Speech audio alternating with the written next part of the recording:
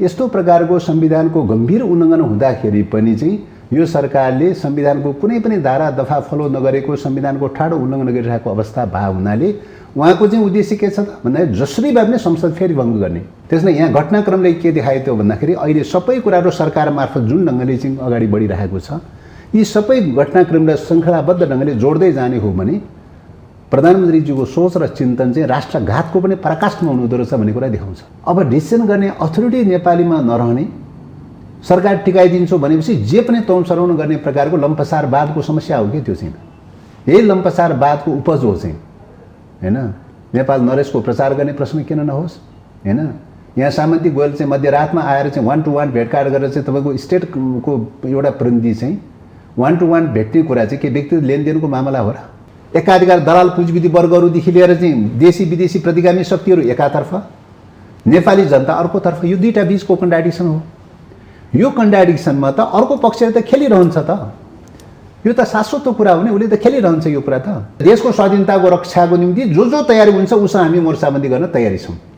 त्यसको लागि प्रधानमन्त्री छोडेर भए पनि चाहिँ नेतृत्व अरूले लिन्छ भने पनि ठिक छ, नेतृत्वको विवादको विषय होइन, नेतृत्वको झगडाको विषय होइन। समय अवधि नपुग्दै चाहिँ 5 वर्षको लागि निर्वाचन भएको, 5 वर्ष अगावै यो विघटन भयो भने तपाईँ लेखिरहनु होला यो संविधान सिद्धियो भनेर लेखिरहनु भएको हुन्छ।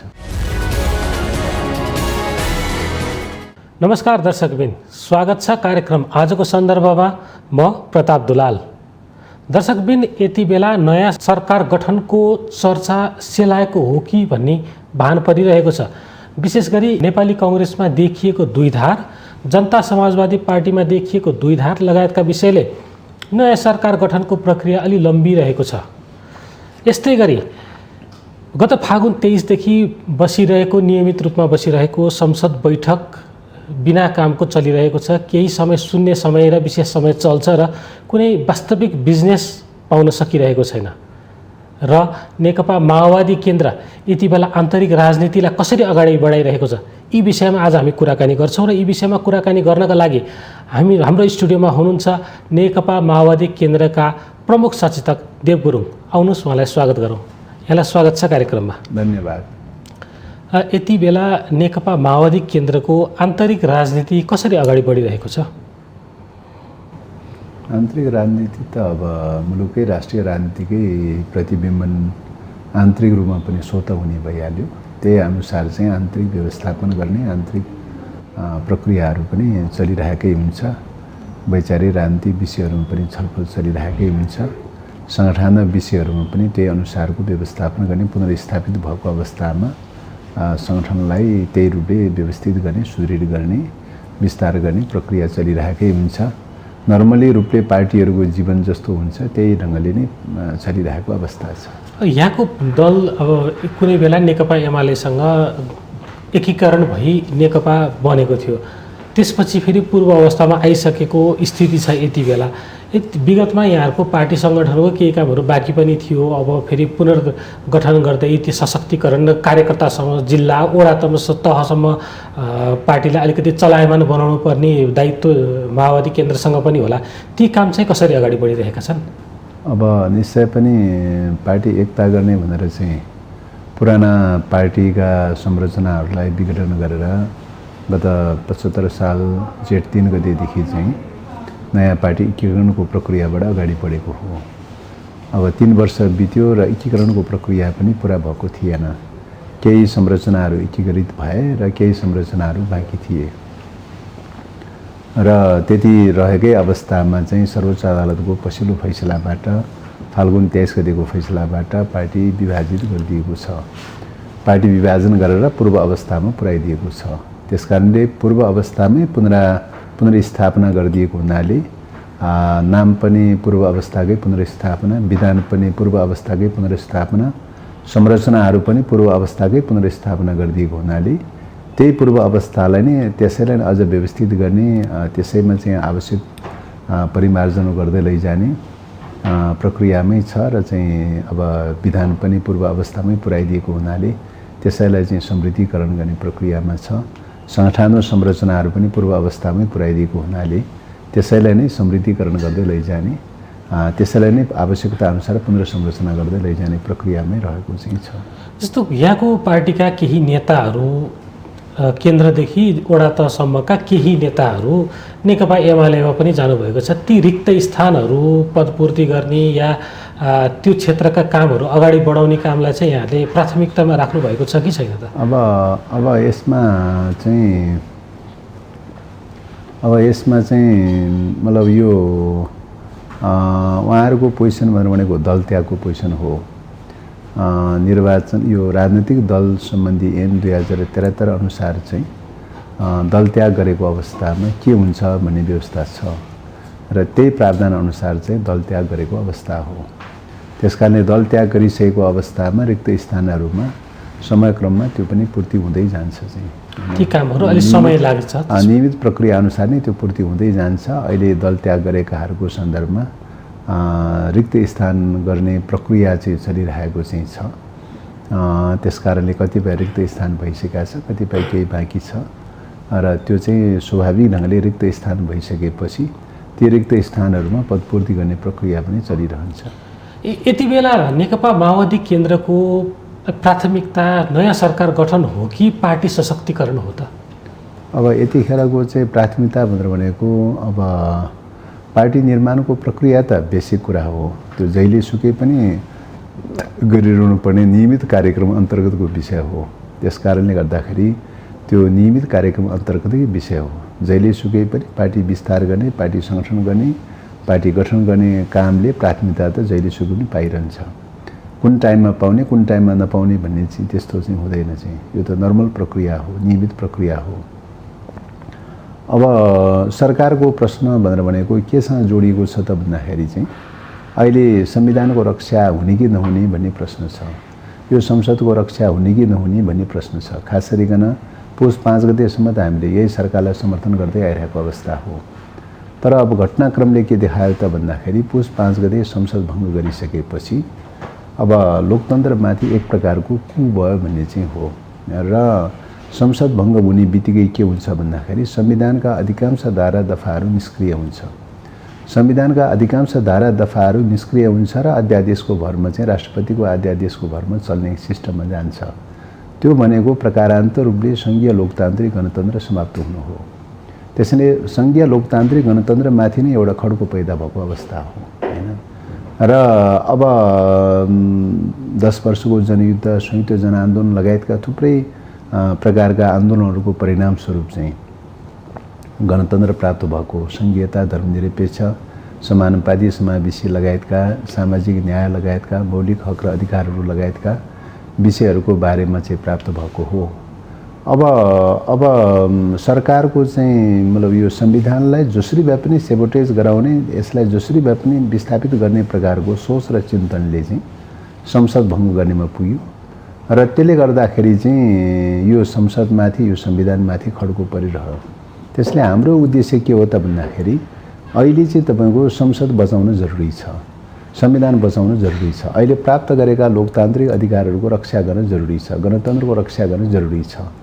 यद्यपि यो संविधानमा कहीँ अधुरा कुराहरू छन्, अपुरा कुराहरू छन्। ती अधुरा र अपुरा कुराहरू पनि पुरा गर्नु छ, समयक्रममा पुरा गर्नु चाहिँ छ।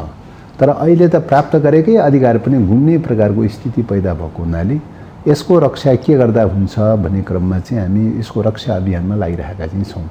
त्यसो भएको हुनाले यो रक्षा गर्ने अभियानमा लाग्दाखेरि चाहिँ अब अहिले प्रधानमन्त्री ओलीज्यूको नेतृत्वमा जो सरकार छ उहाँले यो संविधानलाई कहीँ पनि फलो गरेको देखिँदैन, कहीँ पनि पालना गरेको देखिँदैन। संसद भङ्ग गरिसकेपछि एक त संसद भङ्ग गर्ने संवैधानिक अधिकार नै थिएन, संसद भङ्ग गर्नुभयो। त्यसलाई चाहिँ तपाईँ सर्वोच्च अदालतले के भन्यो भन्दा असंवैधानिक भनेर भनिदियो हैन, त्यही नै असंवैधानिक भइसक्यो। दोस्रो कुरा चाहिँ तपाईँको प्रतिनिधि सभाको सदस्य मात्रै चाहिँ प्रधानमन्त्री बन्ने व्यवस्था छ। संसद भङ्ग गरिसकेपछि अथवा प्रतिनिधि सभा भङ्ग गरिसकेपछि तपाईँको प्रधानमन्त्री हुने हैसियत पनि समाप्त हुन्छ र प्रधानमन्त्री हुने हैसियत समाप्त भएपछि संविधानमा के भनेको छ त भन्दाखेरि धारा 77 को चाहिँ संविधानको धारा 77 को 1 मा चाहिँ प्रधानमन्त्रीको पदरिक्तताको व्यवस्था छ। पदरिक्त भएको अवस्थामा के हुन्छ त भन्दाखेरि चाहिँ धारा 77 कै 3 मा चाहिँ अर्को सरकार गठन नहुँदासम्मलाई चाहिँ काम गर्दै गर्ने भन्ने व्यवस्था छ। गर्दाखेरि संविधान त कहाँ गएको छ त भन्दाखेरि धारा 77 को 3 अनुसारको सरकारमा गएको छ। तर उहाँले त्यो कुरा मान्नुहुन्न, स्वीकार गर्दै गर्नुहुन्न। फुल गभर्मेन्टको जस्तो गरिकन, कार्यकारी सरकारको जस्तै गरिकन मन्त्रीमण्डल पुनर्गठन गर्नुहुन्छ, संवैधानिक अङ्गहरू नियुक्ति गर्नुहुन्छ, अरू कारणले हो माओवादीले यति बेला समर्थन फिर्ता नलिएको। त्यसैले यो संविधानलाई मतलब के अरे तपाईँको क्षयीकरण गर्ने प्रक्रिया, ध्वस्त पार्ने प्रक्रिया चाहिँ तीव्रतर रफ्तारमा गइरहेको छ।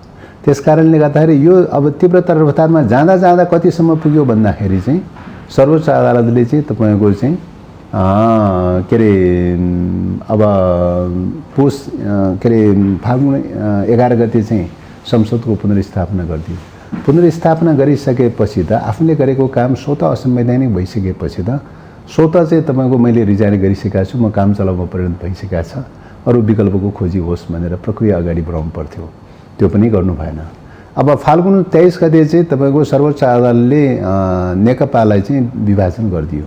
नेकपालाई विभाजन गरेर नेकपाको अस्तित्व नै समाप्त गरिदियो। नेकपा एमाले र नेकपा माओवादी बनाइदियो चाहिँ। त्यो बनाइसकेपछि सत्तारूढ प्रधानमन्त्रीले नेतृत्व गरेको दल त विभाजन भयो। यसरी प्रधानमन्त्रीले नेतृत्व गरेको दल विभाजन हुँदाखेरि के गर्ने त भन्दाखेरि संवैधानिक व्यवस्था कहाँ छ भन्दाखेरि चाहिँ संविधानको धारा 100 को उपधारा 2 मा चाहिँ के व्यवस्था छ त भन्दाखेरि प्रधानमन्त्रीले नेतृत्व गरेको राजनीतिक दल चाहिँ विभाजन भएको अवस्थामा उहाँले 30 दिनभित्रमा विश्वासको मत लिनुपर्छ भन्ने चाहिँ छ हैन।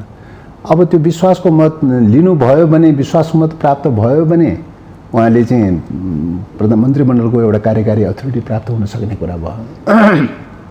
त्यो प्राप्त भएन भने स्वतः रिजाइन गर्नुपर्ने कुरा हो।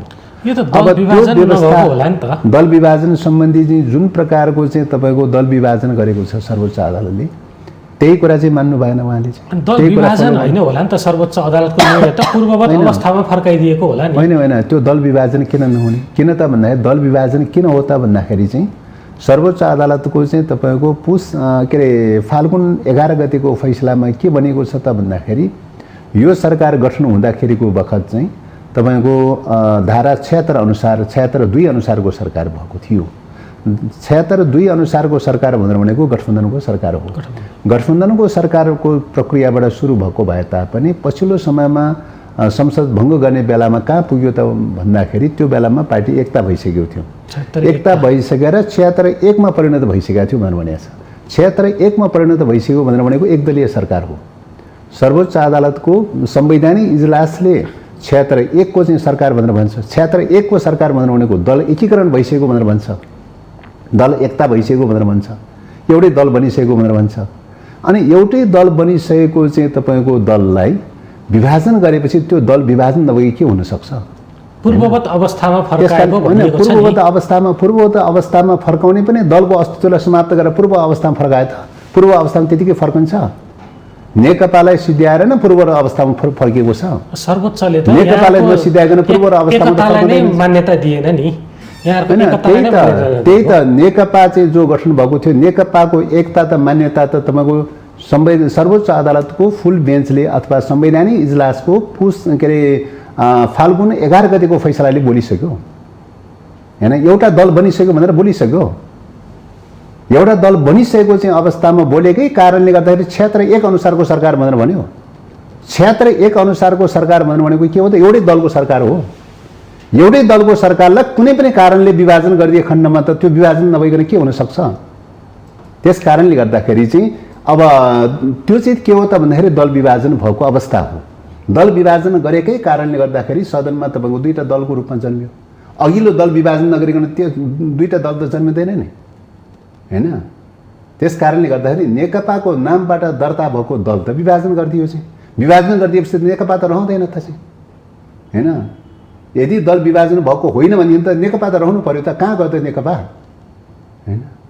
त्यस कारणले गर्दाखेरि दल विभाजन गरेर त्यत्रो नाङ्गो रूपले चाहिँ तपाईँको चाहिँ सर्वोच्च अदालतले दल विभाजन गरेको परिघटनालाई पनि दल विभाजन अनुसारको चाहिँ तपाईँ विश्वासको मत लिन तयार हुनु भएन। किन तयार हुनु भएन त भन्दाखेरि विश्वासको मत चाहिँ तपाईँको चाहिँ लिनुभयो भने के हुन्छ त? विश्वासको मत त प्राप्त हुन सक्ने अवस्था देखिरहेको छैन। संसद भङ्ग गर्ने मान्छेले, प्रधानमन्त्रीले चाहिँ संसदबाट विश्वासको मतको सम्भावना हुन्छ? सम्भावना हुँदैन। अब अविश्वासको चाहिँ के अरे विश्वास प्राप्त नहुने बित्तिकै के हुन्छ त? उहाँले स्वतः रिजाइन गर्नुपर्छ हैन। उहाँले स्वतः रिजाइन गर्नुपर्छ। त्यस कारणले त्यसलाई छल्नका लागि उहाँ के गरिरहनु भएको छ त भन्दाखेरि दल विभाजन भएकै होइन भनेर डिप्टी कसिरहनु भएको छ। यो त संविधानमाथिको नाङ्गो बलात्कार हो नि, संविधानको गम्भीर उल्लङ्घन हो नि, होइन? त्यस कारणले गर्दाखेरि चाहिँ यस्तो प्रकारको संविधानको गम्भीर उल्लङ्घन हुँदाखेरि पनि चाहिँ यो सरकारले संविधानको कुनै पनि धारा दफा फलो नगरेको, संविधानको ठाडो उल्लङ्घन गरिरहेको अवस्था भए हुनाले उहाँको चाहिँ उद्देश्य के छ त भन्दाखेरि जसरी भए पनि संसद फेरि भङ्ग गर्ने। पुस 5 गते चाहिँ भङ्ग गरेको थियो, त्यो ठिक थियो, सही थियो। सर्वोच्चले मुद्दा हराइदियो, चाहिँ पुनर्स्थापना गरिदियो, फेरि पनि चल्दैन चाहिँ। त्यस कारणले यो संसद भङ्ग गर्नुपर्छ भनेर एजेन्डा नदिइकन चाहिँ तपाईँको संसदलाई डेडलक गराइरहेको चाहिँ छ, एजेन्डा विहीन बनाइरहेको चाहिँ छ। अस्ति 23 गतेबाट सुरु भयो, अहिलेसम्म महिना दिनभन्दा बेसी भइसक्यो, अहिलेसम्म एजेन्डा दिएको छैन, एजेन्डा विहीन बनाइरहेको चाहिँ छ। त्यस कारणले गर्दाखेरि यो किन त भन्दाखेरि फेरि पनि संसद भङ्ग गर्ने दाउमा हुनुहुन्छ। संसद भङ्ग गर्नका लागि चाहिँ के खोज्दै हुनुहुन्छ त भन्दाखेरि चाहिँ अब नेकपाले के अरे समर्थन फिर्ता लिइदिए खण्डमा संसद भङ्ग गर्न पाइन्छ भनेर ठिकठाक परेर सबै कागजपत्रहरू तयार गरेर चाहिँ वेटिङमा चाहिँ बसिरहनु भएको चाहिँ छ, होइन? अब हामीले चाहिँ तपाईँको हामीले सोचेको विषय त के हो त भन्दाखेरि चाहिँ संसदको रक्षा गर्नु पर्यो भनेर भनेको, होइन? संसदको रक्षा गर्नु पर्यो भनेर भनेको। त्यस कारणले अब हामीले फिर्ता गर्ने बित्तिकै चाहिँ उहाँ के छ त धारणा के छ त भन्दाखेरि एक चाहिँ 76(1) अनुसारको सरकार भङ्ग गरिदिएपछि, विभाजन गरिदिएपछि त के हुन्छ त 76(2) मा परिणत हुन्छ भन्ने चाहिँ छ। 76(2) को सरकार भन्नेमा चाहिँ छ, अहिले चाहिँ 76(2) को गठबन्धनको सरकार भन्नेमा चाहिँ छ। गठबन्धनको सरकारमा गठबन्धनका घटकले फिर्ता लिए खण्डमा के हुन्छ त भन्दाखेरि 76(3) मा जान्छ भने दाउमा हुनुहुन्छ। 76(3) मा जाने बित्तिकै के हुन्छ त अनि त्यसले चाहिँ फेरि त्यसैले चाहिँ तपाईँ 76(5) को चाहिँ अधिकारको प्रयोग गरेर चाहिँ 76(7) मा गएर चाहिँ संसद भङ्ग गर्ने तयारीमा हुनुहुन्छ, यो लाइनमा हुनुहुन्छ। त्यसले गर्दाखेरि उहाँ के भन्नुहुन्छ त नेकपा माओवादीले छिटो फिर्ता लिइदिए हुन्थ्यो, किन फिर्ता लिँदैन, होइन भनेर भनिरहनु भएको छ चाहिँ। भनेपछि नर्मल खालको कोर्सको अवस्थामा त हुँदैन, संविधानलाई फलो गरिरहनु भएको छैन, संविधानलाई जसरी पनि सिद्ध्याउने, संसदलाई सिद्ध्याउने तयारीमा हुनुहुन्छ। त्यसले गर्दाखेरि नर्मली रूपले त तपाईँको विगत कालमा जे भएको भए पनि कमी कमजोरी भयो, गल्ती भयो, आत्मसमीक्षा गरौँ, मूल्याङ्कन गरौँ। अब मिलेर जानुको विकल्प छैन, सरकार सञ्चालन गर्नुको विकल्प छैन, यस सदनलाई रन गर्नुको विकल्प छैन, संविधान रक्षा गर्नुको विकल्प छैन। नर्मल कोर्स त त्यो हो नि चाहिँ। त त्यो वेबाट नगइकन चाहिँ जसरी हुन्छ चाहिँ छिटोभन्दा छिटो समर्थन फिर्ता गर। समर्थन फिर्ता गर्ने बित्तिकै कहाँ जाने मौका पाउँछ त भन्दाखेरि 76(3) मा चाहिँ जाने मौका पाउँछ, लार्जेस्ट पार्टीको अभ्यास गर्ने पाउँछ। उहाँ 76(2) को रि गर्न चाहनुहुन्न चाहिँ, होइन? तपाईँको चाहिँ धारा 100 को उपदफा 2 अनुसारको अभ्यास गरेको भए के हुन्थ्यो त 76(2) को अभ्यास हुन्थ्यो, 76(2) मा फर्कन्थ्यो। किनभने उहाँले चाहिँ विश्वासको मत प्राप्त नगर्ने बित्तिकै त उहाँ 76(3) मा त जान पाउँदैन थियो चाहिँ, होइन? 100 धाराको चाहिँ तपाईँको उपदफा 2 अनुसारको विफल भइसकेपछि त्यहाँबाट चाहिँ तपाईँ 76(3) मा त फर्कँदैन त अत्यन्त, होइन? त्यो त रिजाइनको विकल्प छैन चाहिँ। त्यसले गर्दा माओवादी केन्द्रले आफ्नो समर्थन फिर्ता नलिएको कारण चाहिँ यो कारण त्यो नलिएको कारणले गर्दाखेरि मात्रै अहिलेसम्म सदन अड्किरहेको चाहिँ छ, सदन अडिरहेको चाहिँ छ। फिर्ता लिनेको चाहिँ लगतै तत्कालै चाहिँ तपाईँको प्रक्रिया त चाहिँ भङ्गको प्रक्रियामा छ त। उहाँ त खुलेआम रूपले भनिरहनु भएको छ यो त भङ्ग गर्नुपर्छ, विघटन गर्नुपर्छ, हुँदै हुँदैन, यो चल्दै चल्दैन, पौष 5 गते जे गरेको थियो ठिक गरेको थियो भन्ने मनस्थितिमा हुनुहुन्छ, हैन? त्यस कारणले गर्दाखेरि यति बेला नि जस्तै माओवादी केन्द्रलाई मात्र संसद जोगाउने टेन्सन भएको हो कि अरू दल त किन तात्तिदैन फेरि? यो अरू दलको कुरा अरू दलसँग सोध्ने विषय पर्यो, हैन? हामीसँग सोध्ने विषय परेन भन्ने लाग्छ। हामीसँग सोध्ने विषय परेको कहिलेसम्म जोगाउन सक्नुहुन्छ? अहिलेसम्म त्यही त 10 वर्षको जनयुद्ध, संयुक्त जनआन्दोलन लगायतका चाहिँ 50औं वर्षदेखि चाहिँ जो चल्दै आइरहेको आन्दोलन हो, हैन? नेपालको हिस्ट्रीमा भन्दा 250 वर्षको हिस्ट्रीमा चाहिँ तपाईँको पहिलोपटक गणतन्त्र स्थापना भएको कुरा हो नि त, हैन? 250 वर्षको हिस्ट्रीमा पहिलोपटक गणतन्त्र स्थापना भएको चाहिँ छ, हैन? पहिलोपटक चाहिँ तपाईँको के भएको छ त भन्दाखेरि संहिता प्राप्त भएको चाहिँ छ। पहिलो यद्यपि संहिता पूर्ण आकारको छैन, अधिकार सम्पन्न छैन, त्यो आफ्नो ठाउँमा छ, तर पनि भौगोलिक प्रकारको संहिता त प्राप्त भएको छ। पहिलोपटक नेपालको हिस्ट्रीमा पहिलोपटक चाहिँ तपाईँको बहुधार्मिक मुलुकमा धर्मनिरपेक्ष राज्य चाहिँ को चाहिँ प्राप्त भएको चाहिँ छ। पहिलोपटक चाहिँ तपाईँको बहुजातीय चाहिँ मुलुकमा चाहिँ तपाईँको चाहिँ सबै जात जाति भाषा भाषी धर्मावलम्बीहरू सबैलाई चाहिँ समानुपाती समावेशी गर्नुपर्छ, राज्यका अङ्गहरूमा ओनरसिप दिनुपर्छ भनेर चाहिँ समावेशीको मान्यता प्राप्त भएको चाहिँ छ। पहिलोपटक चाहिँ तपाईँको सामाजिक न्यायको कुरा प्राप्त भएको छ। पहिलोपटक चाहिँ तपाईँको फन्डामेन्टल राइटहरू चाहिँ, हैन? तपाईँ खाद्यान्न, आवास, शिक्षा, स्वास्थ्य लगायतका चाहिँ विषयहरूको बारेमा चाहिँ तपाईँको चाहिँ यी मौलिक हकका विषयहरू हुन् भनेर चाहिँ एड्रेस गरेको चाहिँ छ हैन। त्यस कारणले गर्दाखेरि यी चाहिँ केही बेसिक विषयहरू जो प्राप्त भएका चाहिँ छन्, यद्यपि त्यसमा अधुरा अपुराहरू नभएका होइनन्, अधुरा छन्, अपुरा छन् र त्यसलाई पूर्णता दिनका लागि फेरि पनि चाहिँ के अरे सहमति, आपसी सहमतिको आधारमा फेरि पनि समृद्धिकरण गर्दै लैजानु पर्ला, आफ्नो ठाउँमा छ। तर जे जति अधिकार प्राप्त भएको छ त्यसको त रक्षा गर्नु पर्यो। त्यो रक्षा गर्ने दायित्व नेकपा माओवादी केन्द्र त्यो रक्षा गर्न चाहन्छ, त्यो अधिकारहरू रक्षा गर्न चाहन्छ। यसको लागि त्यसो नेकपा माओवादी केन्द्रले यो सरकारलाई निरन्तर बनाइराख्छ। त्यसपछि होइन, त्यो जबसम्म संसद चाहिँ तपाईँको के अरे विघटन गर्ने खतरा रहिरहन्छ हैन, तबसम्म हामीले समर्थन गरिरहन्छौँ। जब संसद विघटनको प्रक्रियाबाट मुक्त हुन्छ हैन, संसद विघटनको प्रक्रियाबाट मुक्त हुन्छ र संसद अब सुरक्षित हुन्छ है, त्यो के भएमा त्यस्तो अवस्था आउँछ त? त्यही त मैले अघि नै भनिहालेँ चाहिँ। पहिलो कुरा के थियो त भन्दाखेरि 76 के अरे 100 धाराको चाहिँ तपाईँको उपदफा 2 प्रयोग गरेको भए के हुन्थ्यो त? संसद भङ्ग गर्न पाउँदैन थियो हैन। त्यो प्रयोग गर्न तयारी भएन चाहिँ हैन, त्यो प्रयोग गर्न तयारी भएन। अब दोस्रो कुरा चाहिँ तपाईँ के हो त भन्दाखेरि चाहिँ अब 76(2) कै सरकार चाहिँ गर्न जरुरी छ। भयो भने संसद भङ्ग गर्न पाउँदैन चाहिँ। 76(2) चाहिँ कोल्याप्स हुने बित्तिकै त संसद भङ्ग गर्ने वेमा त गइहाल्छ त हैन। 76(2) लाई कोल्याप्स गर्ने बित्तिकै त के अरे संसद भङ्ग गर्ने वेमा त गइहाल्छ। माओवादीलाई फिर्ता गर्ने बिना कारण बिना विकल्प फिर्ता गर्ने भनेको त 76(2) कोल्याप्स हुने कुरा आयो त। 76(2) कोल्याप्स हुने बित्तिकै त संसद भङ्ग गर्ने वेमा त गइहाल्छ त। त्यस कारणले गर्दाखेरि चाहिँ यो चाहिँ तपाईँको चाहिँ अरू दलहरू के सोच्छन् के सोच्दैन त्यो आफ्नो ठाउँमा छ। हामी चाहिँ के सोच्छौँ त भन्दाखेरि चाहिँ सरकार मेजर विषय होइन हैन। मेजर विषय के हो त भन्दाखेरि यो संविधानको रक्षा कसरी गर्ने, यो प्राप्त अधिकारहरूको रक्षा कसरी गर्ने, यो संसदको रक्षा कसरी गर्ने, यो संसदको रक्षासँग संविधानको भविष्य जोडिएको चाहिँ छ। तर यहाँले यसो भनिरहँदा त्यस कारणले गर्दाखेरि किन त भन्दाखेरि चाहिँ यो चाहिँ तपाईँको चाहिँ के अरे यो के अरे समय अवधि नपुग्दै चाहिँ 5 वर्षको लागि निर्वाचन भएको, 5 वर्ष अगावै यो विघटन भयो भने तपाईँ लेखिरहनु होला यो संविधान सिद्धियो भनेर लेखिरहनु भएको हुन्छ। तर यहाँले यसो भनिरहँदा यहाँ अहिले पछिल्लो समय जुन सत्ता समीकरणका लागि अगाडि आउनुभएका काङ्ग्रेस जनता समाजवादी पार्टीले चाहिँ प्रक्रिया अगाडि त बढाउनु हुन्थ्यो, तर माओवादी समर्थन फिर्ता लिँदैन, के आधारमा हामी अघि बढ्ने भनेर अन्यल पनि मानिराख्नु भएको छ नि। उहाँले चाहिँ त्यसो भनेको चाहिँ बाहिर कतिपयले त्यसो पनि भने हुनसक्छ होइन। अब त्यो के कारणले भन्नुभयो त्यो उहाँहरूले नै जवाब दिनु होला चाहिँ, त देखाउनु पऱ्यो नि त। हामीले फिर्ता लिन्छौँ, ल फिर्ता लिन्छौँ, संसद भङ्ग गर्दैन, ओलीले भङ्ग गर्दैन भन्ने कुराको ग्यारेन्टी गर्नु पऱ्यो त। उहाँहरू ग्यारेन्टी गर्न सक्नुहुन्छ होइन, उहाँहरू ग्यारेन्टी गर्न नसक्ने। विकल्प चाहिँ तपाईँको के हो त भने 76(2) कै लागि फेरि विकल्प तयार गर्न सक्छन् त उहाँहरू। पहल गर्ने भने त विकल्प तयार गर्न सक्छन् त। विकल्प तयार भयो भने त संसद भङ्ग गर्ने प्रक्रिया त रोकिन्छ त। 76(2) को विकल्प तयार गर्ने बित्तिकै त संसद भङ्ग गर्ने प्रक्रिया त तत्काल त रोकिन्छ त। त्यो विकल्प किन तयार गर्नुहुन्न हैन।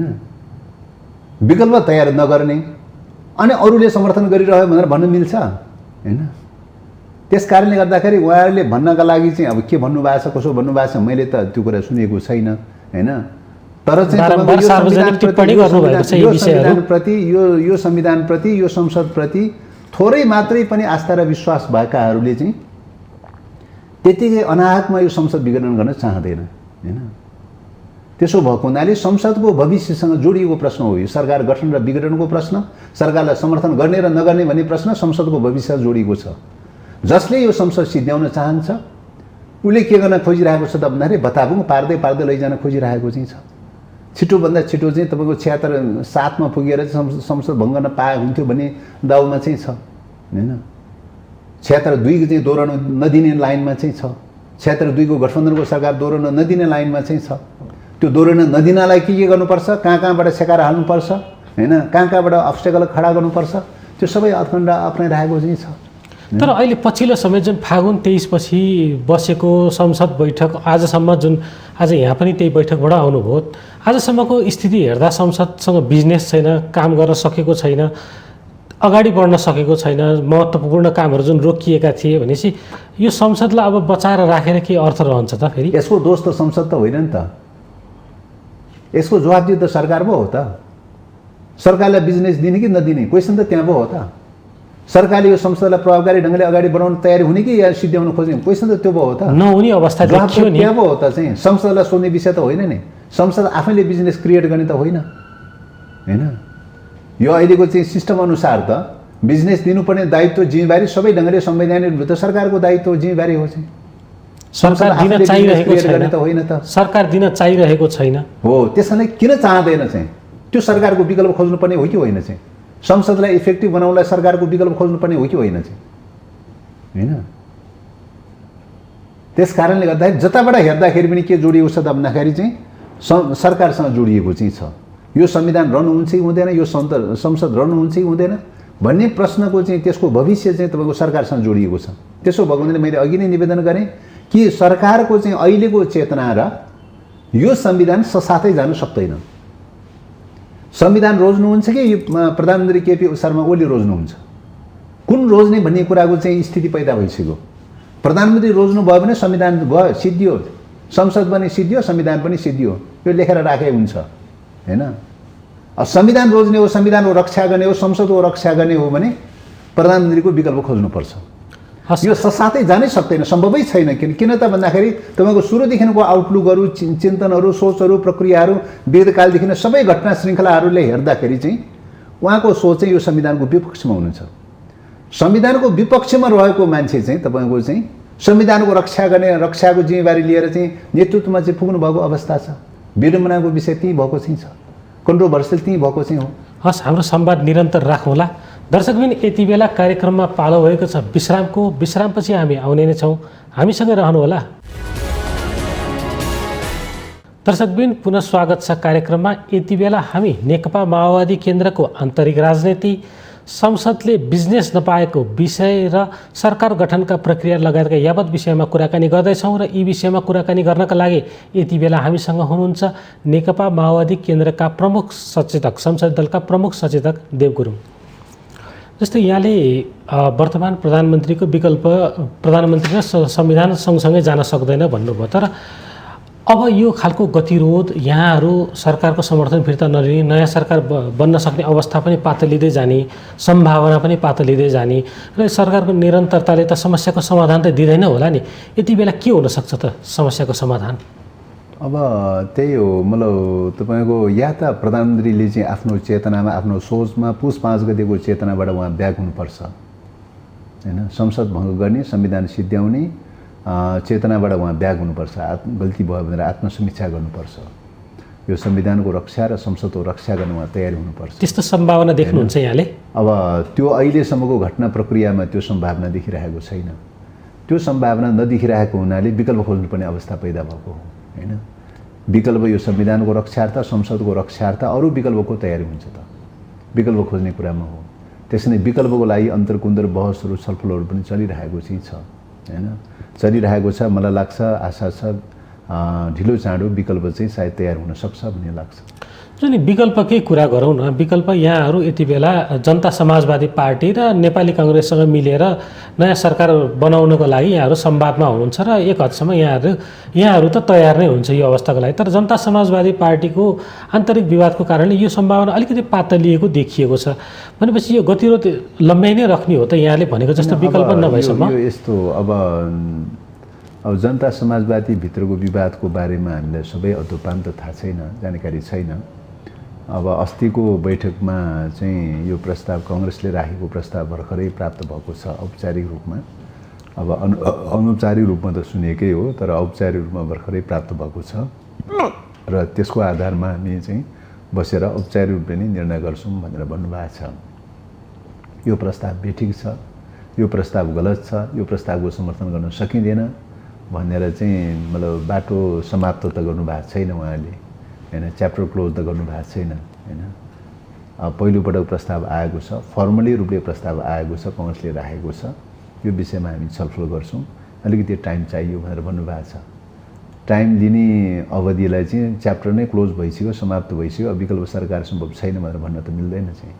त्यस कारणले गर्दाखेरि मलाई लाग्छ ढिलो चाँडो, ढिला चाहिँ निश्चय पनि भएको छ, तर ढिलै भएको भए तापनि यो संविधान लेखनको प्रक्रियामा, यो संविधान निर्माणको प्रक्रियामा जुन जुन दलहरू, जुन जुन नेताहरू संलग्न हुनुहुन्थ्यो, जुन जुन प्रतिबद्धता जाहेर गर्नुभएको छ हैन, मधेसवादी दलहरूले निश्चित रूपले संविधानमा रिजर्भेसन राखेको हो, तर त्यो रिजर्भेसनका बावजुद पनि यतिखेर संविधानको रक्षा गर्नुपर्छ भन्ने कुरामा चाहिँ उहाँहरू एकडिका हुनुहुन्छ। हामीले त कन्टेन्टमा हेर्ने कुरा हो हैन, कन्टेन्टमा हेर्ने कुरा हो। कन्टेन्टमा हेर्दाखेरि चाहिँ यो संविधानको चाहिँ यो संविधानमा अधुरा छन्, अपुरा छन्, फेरि संशोधन गर्नुपर्छ, परिमार्जन गर्नुपर्छ भन्ने एजेन्डा उठाउनुको साथै चाहिँ अहिले प्राप्त गरिसकेको चाहिँ संविधानको आधारभूत विषयहरू जो छ त्यसको त रक्षा गर्नुपर्छ भन्ने कुरामा त उहाँहरू पनि देख्नु भएको छ। त्यसकारण यो मान्यतामा रहेको हुनाले चाहिँ मलाई लाग्छ उहाँहरू चाहिँ यसबाट यो मान्यताबाट ब्याक हुनु होला जस्तो चाहिँ लाग्दैन चाहिँ हैन। खालि चाहिँ ढिला भयो त्यो आफ्नो ठाउँमा छ। ढिला हुनुको पछाडिको सन्दर्भमा प्रधानमन्त्री कसलाई बनाउने, कसको प्रस्ताव लिएर जाने, यस्ता कुराहरू पनि हुनसक्छ चाहिँ त्यो चाहिँ हैन। अब ती विषयहरू पनि हुनसक्छ। अब ती कारणहरूले गर्दाखेरि थोरै विलम्ब हुनै सकेन भनेर त भन्न नसकिएला। तर कन्टेन्टमा अहिलेसम्म मधेसवादी दल चाहिँ यो संविधानको मुद्दामा प्याक भएको चाहिँ देखिएको छैन। किन पुस 5 गतेको घटनापछि जुन खालको चाहिँ स्टेटमेन्ट जारी गर्यो हैन, असंवैधानिक कदम हो, प्रतिगमन हो भन्दै नेपाली कांग्रेसले पनि मधेसवादी दलले पनि जुन भर्सन चाहिँ ल्याइरहेको छ त्यो भर्सनबाट, त्यो एजेन्डाबाट उहाँहरू ब्याक भएको देखिँदैन चाहिँ। जस्तो यो अहिले यहाँले विलम्ब हुनुलाई स्वाभाविक रूपमा लिनुभयो, तर यो विलम्बको एउटा नेपाली उखान छ, रात रहे अग्राख पलाउँछ भने जस्तो यो विलम्बले अहिले के छ, नेपालमा अन्तर्राष्ट्रिय चलखेल बढेको पनि हामी कुरा चर्चा पनि चलिरहेको छ। त्यो अवस्था लम्बिँदाखेरि त्यो खालको समस्या आउन सक्ने सम्भावना देख्नुहुन्छ कि देख्नुहुन्न यहाँले? निश्चित रूपले समस्याहरू गम्भीर छन्। जे जस्ता समस्याहरू देखिएका छन्, यो समस्याको पछाडि अन्तर्य चाहिँ के हो त भन्दाखेरि चाहिँ तपाईको नेपालको राष्ट्रिय स्वाधीनतामाथि विभिन्न प्रकारको चलखेलकै उपज हो चाहिँ, यो माइक्रो म्यानेजमेन्टकै उपज हो चाहिँ।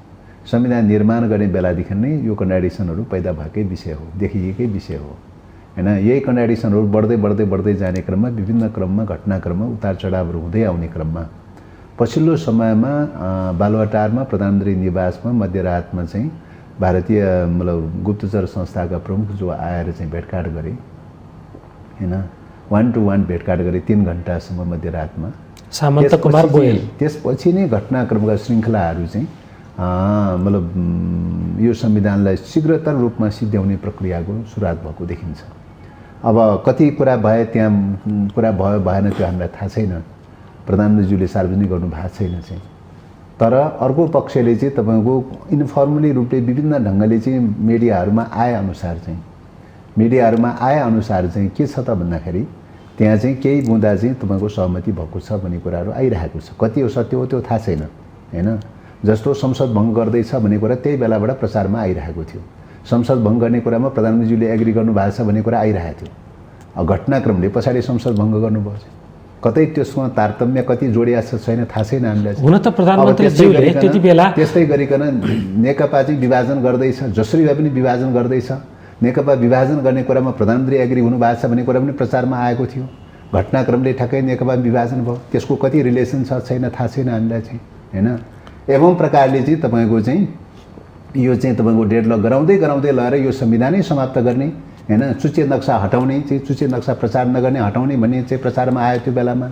नभन्दै त्यसको लगतै पश्चात उहाँले पोस्टकार्ड छाप्ने कुरामा पनि सूची नक्सा प्रकाशन गर्न छोड्नुभयो, किताब छाप्ने कुरामा पनि प्रकाशन गर्न छोड्नुभयो। हुँदा त अहिले चाहिँ राष्ट्रपतिबाट वितरण गर्ने पदकमा समेत पनि सूची नक्सा हटाइसक्नु भयो। त्यो त पुरानै पदक रहेछ भन्ने कुरा आयो। अब यो खालको देखियो। त्यस कारणले गर्दाखेरि एकातर्फ स्याल कराउने, अर्कोतर्फ कुखुरा हराउने, यो त चाहिँ तपाईँको चाहिँ देखिन्छ। एवं प्रकारले चाहिँ तपाईँको चाहिँ सेक्युरिटीको मामलाको बारेमा चाहिँ होल सेक्युरिटीको अम्ब्रेलाको हिमालयन रेन्जको चाहिँ यो सेक्युरिटीको मामलाको बारेमा इन्डियाको सेक्युरिटीको अम्ब्रेलाभित्र रहनुपर्छ भन्ने प्रकारको कुरा भयो भन्ने सुनिन्छ हैन। एवं प्रकारले जलस्रोत परियोजनाहरू सबै चाहिँ भारतलाई दिनुपर्छ भन्ने कुरा चाहिँ सुनिएको चाहिँ छ। कति सत्य हो थाहा छैन चाहिँ। त्यसैको कडीको रूपमा चाहिँ अन्तर्गत चाहिँ तपाईँ अरुण भ्यालीको चाहिँ तपाईँको हाइड्रो प्रोजेक्ट चाहिँ भारतीय कम्पनीलाई चाहिँ तपाईँको चाहिँ के अरे लाइसेन्स इस्यु गरे पनि हुनसक्छ चाहिँ हैन। यस्तो घटनाहरू देखिन्छ। र चाइनिज प्रोजेक्टहरू टोटली रोक्नुपर्छ भन्ने कुरा चाहिँ एग्री भएको छ भनेर भनिन्छ। अहिले चाइनिज प्रोजेक्टहरू लगभग रोकिएको चाहिँ छ। उही सानातिना प्रोजेक्टहरू कहीँ चाहिँ धेरै पहिले एग्री भएका बाहेक चाहिँ त कहीँ पनि चालु छैन अहिले चाहिँ त। त्यसकारण यस्ता परिघटनाहरू जो घटिरहेका चाहिँ छन्, यी परिघटनाले के देखाउँछ त भन्दाखेरि चाहिँ तपाईँ कतै न कतै बाह्य शक्ति केन्द्रहरूको चलखेल छ भन्ने देखाउँछ। अब बाह्य शक्ति केन्द्रहरूले चलखेल गरिरहन्छन् हैन। त्यो गरिरहन्छन्। मेजर कुरा के हो त भन्दाखेरि आन्तरिक रूपमा राजनीतिक शक्तिहरू, राजनीतिक दलहरू, नेता अथवा प्रधानमन्त्री, मन्त्री त्यो ढङ्गले जान्छ कि जाँदैन भन्ने कुरा हो। उनीहरूको चलखेलको शिकार बनेर उनीहरूको गोटी बनेर चल्छ चल्दैन भन्ने प्रश्न मेजर प्रश्न हो हैन। त्यसले यहाँ घटनाक्रमले के देखायो त भन्दाखेरि अहिले सबै कुराहरू सरकार मार्फत जुन ढङ्गले चाहिँ अगाडि बढिरहेको छ, यी सबै घटनाक्रमलाई श्रृङ्खलाबद्ध ढङ्गले जोड्दै जाने हो भने प्रधानमन्त्रीजीको सोच र चिन्तन चाहिँ राष्ट्रघातको पनि पराकाष्ठमा हुनुहुँदो रहेछ भन्ने कुरा देखाउँछ। कतै उहाँ अर्को सिक्किमे लेन्डुप दोर्जे बन्न त तयारीमा हुनुहुन्न भन्ने कुरा देखाउँछ। एक प्रकारको भुटानीकरण त भइसक्यो नेपालको स्थिति भन्ने देखिन्छ। सबै कुरा विदेशीहरूको डिक्टेसनबाट चल्ने अनि त्यही अनुसार चल्ने भइसकेपछि त हैन, नाम मात्रै नेपालको अवस्था नै छ। एक प्रकारको न्यू कोलोनिजम भनेर भनिन्छ, नयाँ उपनिवेश भनेर भनिन्छ हैन। एउटा नयाँ उपनिवेशको चरणमा त गइसक्यो त नेपाल त। अब त प्रत्यक्ष हुन मात्रै नै बाँकी छ हैन। यही घटना श्रृङ्खला बढ्दै जाने हो भने तपाईँ लेखिरहनु होला, प्रत्यक्ष रूपले उपनिवेश भएन छ भने लेखिरहनु होला।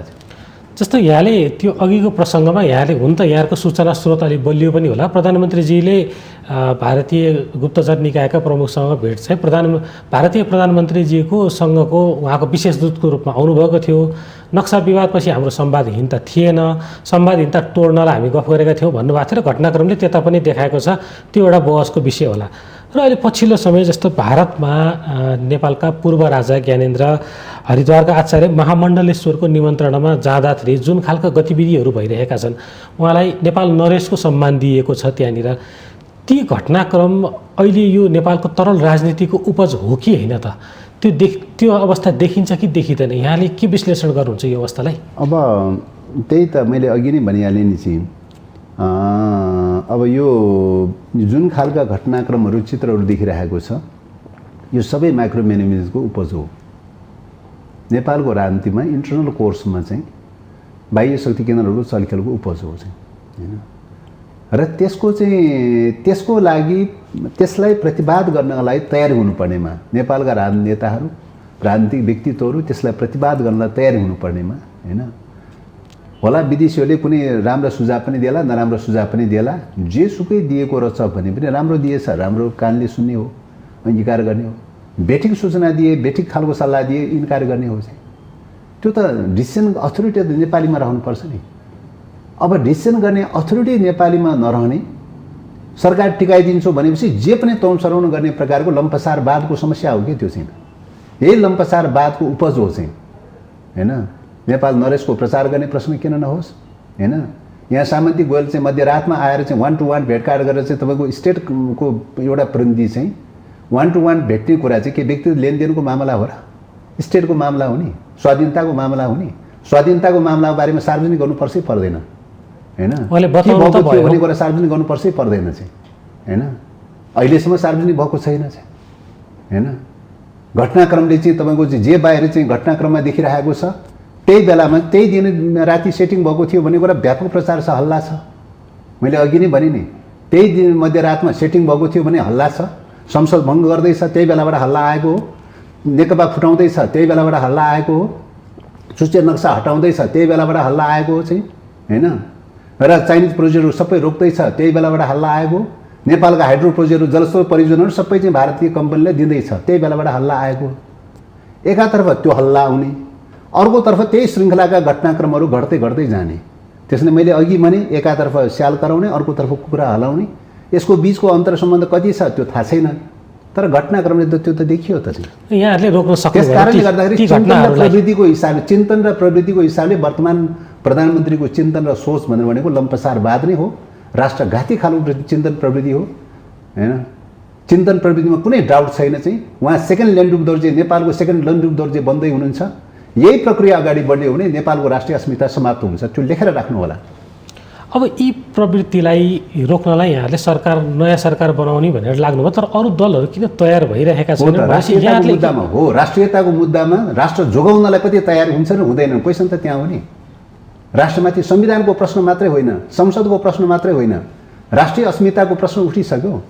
राष्ट्रिय अस्मिताको प्रश्न, राष्ट्र जोगाउने प्रश्नमा चाहिँ को तयारी हुन्छन्, को तयारी हुँदैन, त्यो पनि परीक्षणको घडी हो। कुन कुन दल, कुन कुन नेताहरू चाहिँ को कति संवेदनशीलता रहेछ, राष्ट्रियताको स्वाधीनताको बारेमा कति संवेदनशीलता रहेछ, कति गम्भीरता रहेछ भने परीक्षणको घडी पनि हो त।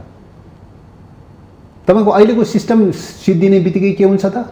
अराजक र अस्थिरताको स्थिति क्रिएट हुन्छ। अराजकता र अस्थिरता क्रिएट हुने बित्तिकै स्टेट फेल हुन्छ। स्टेट फेल हुने भनेको चाहिँ त कुनै न कुनै ढङ्गले विदेशीले टेक ओभर गर्नु हो चाहिँ, होइन? कुनै न कुनै ढङ्गले विदेशीले टेक ओभर गर्नु हो। विदेशीले टेक ओभर गर्ने भनेको कसले हो त टेक ओभर गर्ने, होइन? अरू मुलुकको सन्दर्भ जस्तो भयो युएनले टेक ओभर गर्ने हो। नेपालको सन्दर्भमा कसले टेक ओभर गर्छ भन्ने कुरा प्रष्टै छँदैछ चाहिँ, होइन? स्टेट फेल खुवाउने कुरा नै हो। सिस्टम ड्यामेज गर्ने भनेको स्टेट फेल खुवाउने हो। स्टेट फेल खुवाउने भनेको कसैले टेक ओभर गर्नलाई तयारी भएर पाइपलाइनमा क्युमा बसेको हो चाहिँ, त्यसको सिग्नल हो नि, होइन? त्यस कारणले गर्दा कुनै पनि सिस्टमलाई इस्टाब्लिस गर्न नदिने, कुनै पनि सिस्टमलाई इस्टाब्लिस गर्न नदिने। एउटा सिस्टम उठाए, इस्टाब्लिस हुन पाएको हुँदैन, 2-4 वर्ष बित्न पाएको हुँदैन, अर्को सिस्टमको नारा दियो। अर्को सिस्टममा स्थापित भयो, 2-4 वर्ष स्थापित हुन पाएको हुँदैन, फेरि अर्को सिस्टमको चाहिँ नारा दियो। त्यसले के गर्छ त भन्दाखेरि चाहिँ सिस्टम ड्यामेज हुँदै जान्छ, कुनै पनि सिस्टम इस्टाब्लिस हुँदैन, स्थिरता र स्थायित्व हुँदैन। त्यसले चाहिँ स्टेट चाहिँ तपाईँ लिक्विडेसनमा जान्छ। स्टेट लिक्विडेसनमा गइसकेपछि स्टेटले म्यानेज गर्न नसक्ने अवस्थामा पुगिसकेपछि के हुन्छ त भन्दाखेरि कुनै न कुनै ढङ्गले विदेशीले टेक ओभर गर्ने वेमा पुग्छ चाहिँ। पनि यो सबै अवस्थाको विकल्प नयाँ निर्वाचन हुन सक्दैन र? मतलब निर्वाचन भन्ने कुरा त 5 वर्षमा संविधानले 5 वर्षमा तोकिएको निर्वाचन भनेको त वैधानिक निर्वाचन गर्नुपर्ने होला नि। कसैको मनमा सन्किमा चलेको भरमा चाहिँ हुने निर्वाचन त होइन त। त्यही प्रकारको निर्वाचनले हुँदो हो त चाहिँ ज्ञानेन्द्रले पनि गरेका थिए त। त्यो निर्वाचन किन ठहर्न सकेन, होइन? त्यहाँ निर्वाचन भनेको त संविधानले वैधानिकले तोकेको 5 वर्षको अवधिमा तोकेको निर्वाचन हो चाहिँ, त्यो चाहिँ, होइन? 5 वर्षको अवधिमा तोकेको निर्वाचन गर्नुपर्छ भनेर त भनिराखेकै छ त चाहिँ। यहाँ त क्वेसन त निर्वाचनको प्रश्न त कसरी उठ्यो त भन्दाखेरि चाहिँ 5 वर्षको अवधि नकुरिकन चाहिँ तपाईँको अगाडि नै चाहिँ तपाईँको संसद भङ्ग गर्ने अनि निर्वाचनको नारा दिने। त्यो निर्वाचन पहिलो कुरा त त्यो निर्वाचन हुँदैन चाहिँ, निर्वाचन असम्भव। किन? सिस्टम ड्यामेज गराउने वेबाट गइरहेको अवस्थामा निर्वाचन असम्भव। दोस्रो कुरा, सिस्टम ड्यामेज गराउनका लागि चाहिँ अर्को स्टेप लिनुपर्ने रहेछ भने तपाईँको चाहिँ अरू विश्वका अरू मुलुकहरूमा चाहिँ तपाईँको सैनिक ब्यारेकभित्र गरेका निर्वाचन पनि छ त, होइन? त्यो मोडेलको निर्वाचन हुँदैन भन्ने कुरा के ग्यारेन्टी? संविधान विपरीत ढङ्गले निर्वाचन हुन थालिसकेपछि, संविधानभन्दा बाहिर, संविधानले तोकेको मान्यताभन्दा बाहिर निर्वाचन हुन थालिसकेपछि त्यो एक प्रकारको चाहिँ तपाईँको सैनिक शासन अन्तर्गतको निर्वाचन हुँदैन भन्ने कुराको के ग्यारेन्टी? अनि संविधानले एउटा अवस्था त परिकल्पना गरेको छ नि त, दलहरू आपसमा मिलेर सरकार बनाउन सकेनन् भने हो। त्यो त चौथो पटक हो चाहिँ। 4 पटकसम्म तपाईँको पहिलो सरकार विफल भयो, दोस्रो सरकार विफल भयो, तेस्रो विफल भयो, चौथो विफल भयो भने 4-4वटा सरकार विफल भयो भने बल्ल त्यहाँ पुग्ने हो चाहिँ। अहिले हामी त्यही अवस्थामा छौँ कि? अहिले त त्यहाँ त्यो अवस्थामा त 4वटा सरकार विफल त भएको छैन। हामी अहिले त 76-2कै चाहिँ सरकारमा विकल्प चाहिँ छ भनेर भनिरहेको अवस्था छ, होइन? विकल्पको अवस्था छ भनेर भनिरहेको छ। तेस्रो चरणमै प्रवेश भएको चाहिँ छैन, होइन? चौथो चरणमै प्रवेश भएको चाहिँ छैन चाहिँ। त्यस कारणले अहिलेको घटनाक्रमले त्यतै लाँदैछ कि भन्ने पनि देखियो नि, होइन? त्यता हो, निश्चित रूपले मैले अघि नै भनिहालेँ, यो संविधानलाई सिध्याउन चाहने, राष्ट्रलाई सिध्याउन चाहनेले त्यो दिशातर्फ लैजान सक्छ। होइन चाहिँ देशलाई बचाउने हो, राष्ट्रलाई बचाउने हो, यो संसदलाई बचाउने, संविधानलाई बचाउने हो भने अहिले त्यो दिशातर्फ होइन। 76-2को विकल्प खोज्नुपर्छ। सकिन्छ सबै सोलोडोलो मिलेर चाहिँ रक्षा गरौँ। सकिँदैन भने पनि यो संविधानको रक्षा गर्ने पक्षधरहरूको बिचमा त मिल्नु पर्यो, कमसेकम चाहिँ मिलेर यसको रक्षा गर्ने कोसिस त गर्नु पर्यो, होइन? एउटाले रक्षा गर्न सकेन भनेर अरू चाहिँ रमेता हेरेर बसेर त भएन त।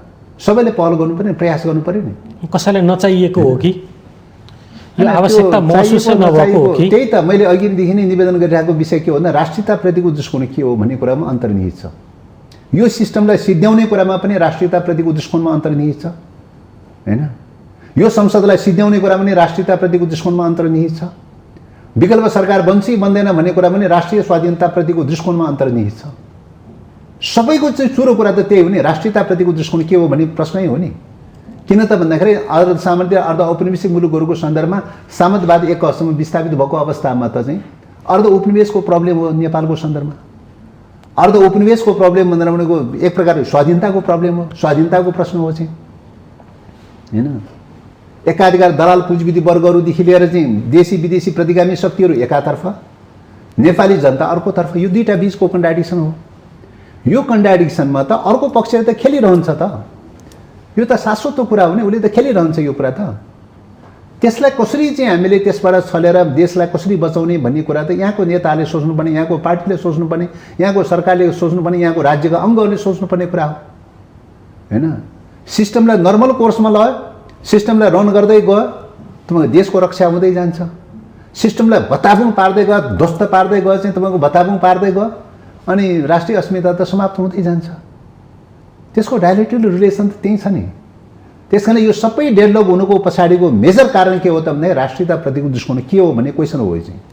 त्यो क्वेसन यति बेला प्रश्न चिन्हको अवस्थामा छ। अब अहिले घटनाक्रमले के देखियो त भन्दाखेरि प्रधानमन्त्रीज्यूको चाहिँ चिन्तन र सोचमा चाहिँ राष्ट्रिय आत्मसम्मानवादको पराकाष्ठ रहेछ, लम्पसारवादको पराकाष्ठ रहेछ भन्ने कुरा त घटनाक्रमले देखिँदै गयो चाहिँ। त्यस कारणले अरू चाहिँ राष्ट्रियताप्रति सजग र सचेत खालको कोही चाहिँ दल हुनुहुन्छ, कोही नेताहरू हुनुहुन्छ भने अगाडि आउनु पर्यो। माओवादी बाहेकका कोही छन् भने देखाउनु पर्यो। हो, अगाडि आउनु पर्यो। हामी तयारी छौँ, राष्ट्र बचाउनका लागि तयारी छौँ, यो संविधान बचाउन तयारी छौँ, यो संसद रक्षा गर्न तयारी छौँ। देशको स्वाधीनताको रक्षा गर्न सक्यो भने नै विकासको कुरा आउला, समृद्धिको कुरा आउला, सबै कुरा आउला। के अरे देशै सिद्धियो भनेदेखि त चाहिँ तपाईँ अरू कुरा त सेकेन्डरी कुरा भयो नि। अहिलेको प्रश्न भनेको, मेजर प्रश्न भनेको देशको सुरक्षा कसरी गर्ने, स्वाधीनताको रक्षा कसरी गर्ने भन्ने प्रश्न मेजर प्रश्न हो। त्यसका लागि माओवादीले आगामी सरकारको नेतृत्व गर्दैन पनि भनिसकेको छ। होइन, त्यो त त्यही त देशको स्वाधीनताको रक्षाको निम्ति जो जो तयारी हुन्छ उसँग हामी मोर्चाबन्दी गर्न तयारी छौँ। त्यसको लागि प्रधानमन्त्री छोडेर भए पनि चाहिँ नेतृत्व अरूले लिन्छ भने पनि ठिक छ। नेतृत्वको विवादको विषय होइन, नेतृत्वको झगडाको विषय होइन हैन। मूल प्रश्न त देशको रक्षा गर्नु पर्यो नि, संविधानको रक्षा गर्नु पर्यो, देशको रक्षा गर्नु पर्यो। मेजर प्रश्न त्यो हो चाहिँ। हस्, यहाँको महत्त्वपूर्ण समय र संवादका लागि धन्यवाद। हस् ल, धन्यवाद।